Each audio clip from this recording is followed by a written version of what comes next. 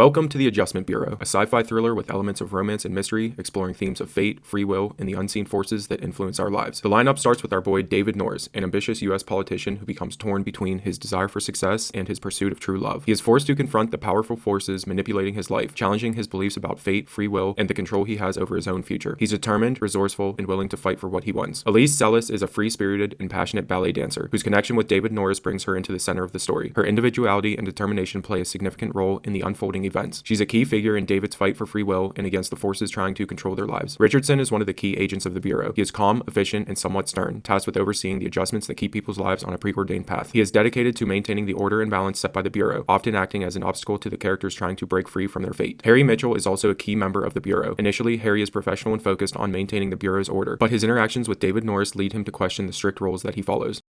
The story begins in 2006 with David Norris, a charismatic but impulsive politician, running for the U.S. Senate in New York. Young, charming, and charismatic, he seemed destined for greatness, with the media following his every move. His face flashed across TV screens, interviews with Jon Stewart, speeches at packed rallies, photo ops that made him look like the next big thing. But politics is a game of perception, and one moment of recklessness was enough to unravel everything. On election night, a scandal breaks. A college prank involving inappropriate photos surface, costing him the race. Devastated and frustrated, David heads to the Waldorf Astoria Hotel to prepare for his concession speech. Alone in the restroom, he rehearses what to say, grappling with the reality of his failure. It is in this moment of vulnerability that Elise Sellis unexpectedly bursts into the room, having crashed a wedding upstairs. Their eyes meet and a spontaneous connection ignites. Elise teases David about his speech while challenging him to be genuine rather than politically calculated. Their conversation is electric, filled with flirtation, laughter, and an unexpected sense of familiarity. She impulsively kisses him before slipping away just as quickly as she arrived, not even giving him her name. Inspired by Elise's spontaneity and honesty, David takes the stage and delivers a speech from the heart. He admits his mistakes, owns up to his past, and vows to be more authentic. The crowd is captivated, and though he loses the election, the moment reshapes his political future. A short time later, we see Richardson and Harry on a park bench discussing how he must make David spill his coffee at exactly 7:05. Moments later, Harry is seen sleeping as David walks past him and boards his usual morning bus to work. The sunlight wakes Harry up a couple minutes late, and he runs for the bus. Still haunted by thoughts of Elise, David suddenly spots her sitting near the front. Surprised and elated, he immediately strikes up a conversation, reigniting their undeniable chemistry. He hints that the speech he gave was inspired by their meeting in the hotel bathroom. They exchange phone numbers, with David determined not to let her slip away this time. Meanwhile, high above the city, a group of mysterious men in fedoras observe the unfolding events with concern. Harry was assigned to ensure David spilled his coffee that morning, an event that would have made him late and prevented him from ever seeing Elise again, but Harry fails in his duty, allowing an unplanned deviation to occur. Upon arriving at his workplace, David steps into his office and is met with a surreal sight. His campaign manager and staff are frozen in time. Strange men in suits move methodically through the room, scanning people with electronic devices that monitor a person's plan. Panicked, David tries to flee, but is quickly apprehended. Richardson, the leader of the enigmatic figures, informs David that they are members of the Adjustment Bureau, an organization that ensures events unfold according to a meticulously designed plan. People's free will is an illusion, and major life events are scripted by the chairman. David learns that he was never meant to reconnect with Elise. The Bureau warns him that if he disobeys, they will erase his memories. As proof of their control, they burn Elise's phone number before his eyes, ensuring that he can never contact her. Despite their warning, David cannot forget Elise. Harry, feeling guilty, approaches David and continues to explain the truth. He reveals that the Bureau operates under the direction of the mysterious chairman, a powerful entity that reshapes human history. He explains that keeping David from Elise is pretty important considering the manpower the chairman has used on this. Over the next 3 years, he boards the same bus every day, hoping for another chance encounter. His persistence pays off when he spots her on a random street. Overjoyed, he rushes to her, and they reconnect as if no time has passed. David learns that Elise is a rising star in contemporary dance, passionate and dedicated to her craft. Determined not to lose her again, he asks her out. The relationship blossoms, filled with warmth, laughter, and an almost magical synchronicity, proving their bond transcends the plan. The Bureau is not finished with this case. Alarmed by David's continued defiance, they orchestrate obstacles to separate them. They look at their book and see the power of David's commitment. If their paths reach a certain junction, any possible adjustment to break them up would cause ripples over their limit. They meet David in the street and remind him that Elise is off limits, and when David asks why, Richardson cannot come up with an answer because he doesn't know why, and David calls him out. He attempts to manipulate circumstances to prevent David from seeing Elise's dance performance, but David's persistence supersedes these attempts. Seeing her dance is an event that makes Richardson hit his ripple limit, so they kick it upstairs to Thompson, a higher-ranking Bureau official. To better understand why they are struggling to keep them apart, multiple Bureau officials discuss David's plan in more detail. They find that he and Elise were once meant to be together in multiple earlier versions of the plan. We continue to see David and Elise's relationship flourish as they spend the rest of the night together, dancing and engaging in conversation about their childhood and what made David interested in politics. They walk along the river and end up at Elise's apartment, where he spends the night. The next morning, Elise tells David she was previously engaged and did not go through with the marriage because of David. Thompson meets with David and tells him that free will is just an appearance. David asks why he can't be with Elise, and Thompson explains that the only reason they met is because Elise would inspire David to make a compelling concession speech to win the next election and 4 more after it, hinting at a presidential campaign. The path of being with Elise was erased because it would derail David's destined path. In small doses, she inspires David, but anything more causes David to become impulsive and a loose cannon. If they stay together, David will never become president, and Elise will never become a world-class dancer. He proves his power by making Elise sprain her ankle, showing the terrifying extent of their control. David realizes they cannot be together and leaves her stranded in the hospital. We cut to 11 months later, and David is back on the campaign trail. He learns that Elise, heartbroken and confused, accepted a marriage proposal from her ex-fiance. Harry meets with David and tells him that Thompson was lying. They can't let him be with Elise because being with her is enough. There is no need to fill a void that makes him yearn for dreams of one day making it to the White House. Harry agrees to help David use their method of travel, walking through doors that lead to different points in space in order to make it to Elise without Thompson being able to keep up. In a desperate final attempt, he crashes her wedding at the courthouse. He finds her in the bathroom and tells her everything: the bureau, the plan, and their supposed destiny apart. Though skeptical, Elise can't deny the depth of their connection and ultimately chooses to trust him. Together, they flee through New York, using bureau doorways as shortcuts across the city. The bureau agents chase them, warping reality around them to block their escape. Each door leads them to an entirely different location: a subway station, a corporate office, a rooftop, turning the city into a maze of shifting exits. The bureau, growing desperate, deploys additional agents to cut them off at every turn. David and Elise barely evade capture, their breathless journey punctuated by moments of uncertainty and raw determination. As they reach the final door, they emerge onto the rooftop of a skyscraper, where they realize they are completely cornered. In a moment of profound defiance, David makes a final plea, not to the bureau, but to fate itself. Instead of running, he embraces and kisses Elise, both of them accepting whatever comes next. In that instant, something extraordinary happens. The agents pursuing them on the rooftop have disappeared, and they are once again alone. Harry appears on the rooftop and tells them the plan appears to have changed. He explains that they both inspired the chairman by risking everything for each other, and that the chairman was forced to rewrite the plan. A new path has been written, one where David and Elise are meant to be together. The bureau disappears, their mission seemingly abandoned. Hand in hand, David and Elise walk forward into their unknown future, unbound by the constraints of destiny, finally free to choose their own path.